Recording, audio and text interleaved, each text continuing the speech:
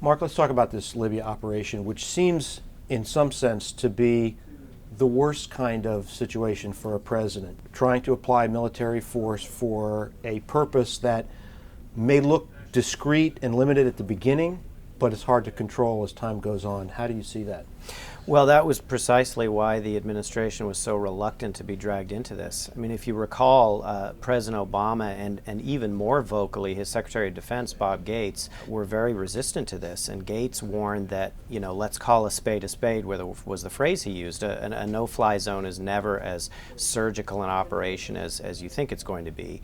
If Gaddafi doesn't fall as a result of this, how long are they willing to go on with it? And what forms of escalation are they willing to contemplate? Seems very, very tough. It's very tough, and you can actually see a paradox already in the administration's position on Gaddafi himself. President Obama has called for Gaddafi to step down. Secretary Clinton has also called for him to step down. Yet Admiral Mullen over the weekend suggested that there might be an outcome where Gaddafi would remain in power.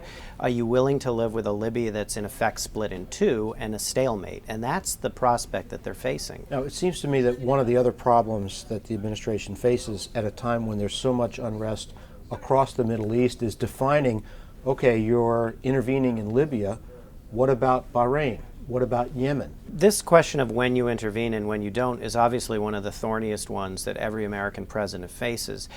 Egypt was an optimal outcome. Yeah, Egypt was an unusual case because you had a military, A, that had very deep ties to the United States, and that B, played a very responsible role in the society. In Gaddafi and Libya, you have neither. How much of a headache is this likely to be for a president who wants to head into his re-election campaign talking about domestic issues in the economy? Considerable, obviously. The White House has said we're not going to allow upheaval in the Arab world to deflect us from our agenda. Now, though, that you have a shooting war underway in Libya, it's going to be tougher and tougher for him not to allow foreign policy and the upheaval in the Arab world to overwhelm his schedule. And indeed, it's already overshadowing his trip to Latin America, where at every stop, rather than being asked about trade issues, he's asked about what's going on in the Middle East. So it will be a bigger and bigger distraction for him going forward. Headaches aren't going away. Thanks, Mark.